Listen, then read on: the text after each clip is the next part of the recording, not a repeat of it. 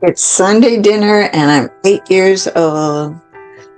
I sit frozen as my wonderful mom suddenly becomes so consumed with her own self-judgment that it feels like she's abandoning me.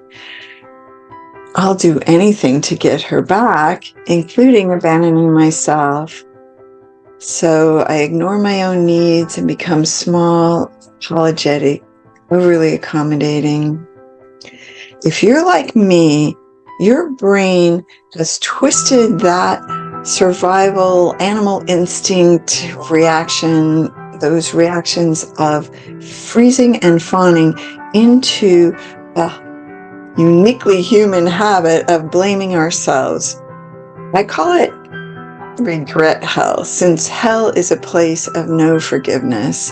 Your mind convinces you with that childlike logic that it must be your fault, and that punishing yourself with images of what you wish you had done differently is a way to fix everything and help you do better next time. But it doesn't help you fix or do better. It just erodes your faith in yourself. Like my mom and so many purposeful, powerful women, I carried this disempowering, self-critical mindset into my marriage and the workplace. Wired early to rescue others from their own shame and fear, we quickly turn on ourselves when anything doesn't go well, taking more than our share of responsibility for unwanted outcomes or others' reactions. Despite my successes as an administrator, an author, a speaker on world stages, and a mom, I continued to turn myself into a pretzel to please, placate, fix for everyone and everything, stealing precious time and attention from my important work as a change maker, and eventually leading to the crash of my health, my marriage, and my career. It wasn't until then that I saw it was me I needed to get back, not my mom or my husband or my boss. And it wasn't until 9 years after that crash and after so many healing modalities that I finally landed on 3 simple steps that liberated me from the chains of regret and self-blame. In sharing these steps with thousands, I saw that I was not alone. There is an epidemic of self-abandonment that underpins our mental health crisis. The personal, societal, and monetary costs are massive. Renowned researcher Dr. David Hawkins places regret, guilt, and shame at the bottom of his energetic scale, below anger, fear, and even apathy. These no-win, dead-end self-attacks only serve to rob us of connection to our inner guidance system and our very life force.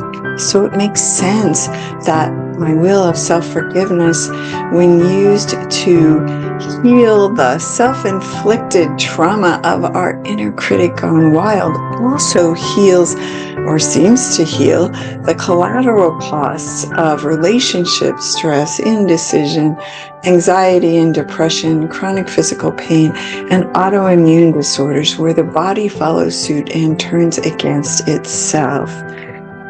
Clearly, learning to forgive ourselves has payoffs on every level.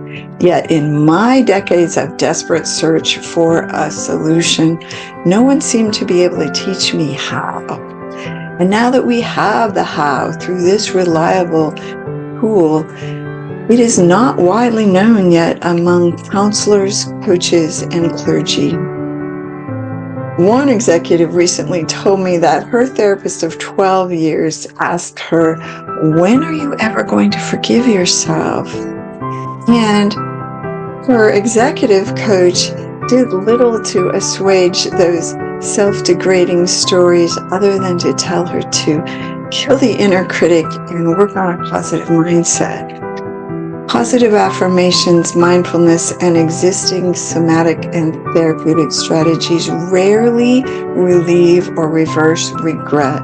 Well, because it is grounded in survival fear and the story that it is saving us. The good news is the inner critic is quick to lay down its heavy burden and go out to play when met with a system that compassionately and lovingly exposes its faulty logic.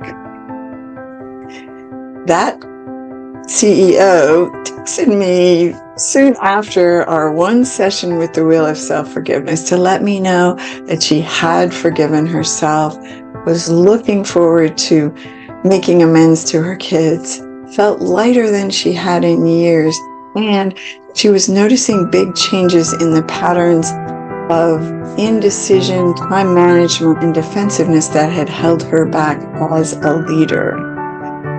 These 3 steps turn regret into one of our richest opportunities for healing and self-reconciliation.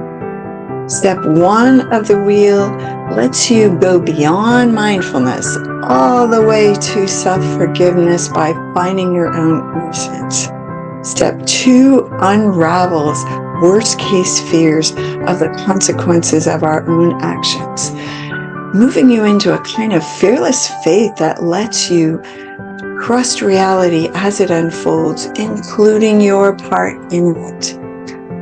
In step 3, you become your own hero, bringing relief to those most tender parts of yourself through the unconditional self-love, grace, and support you thought you needed from others.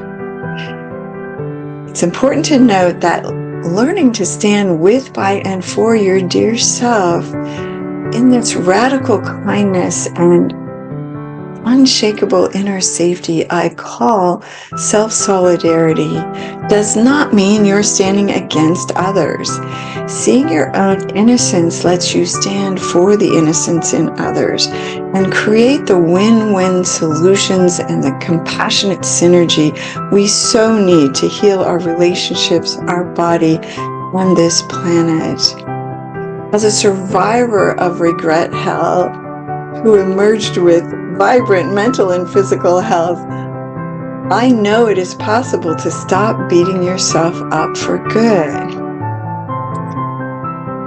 Becoming that unshakable inner advocate who stays in love with each innocent part of the unfolding of you, no matter what, changes everything.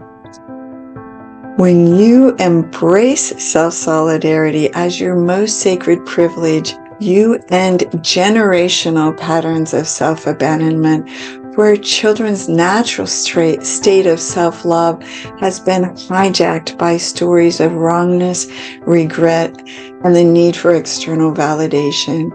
When you become the hero for the parts that were left behind at the Sunday dinner table, or wherever you abandon yourself, you do it for all of us. Thank you.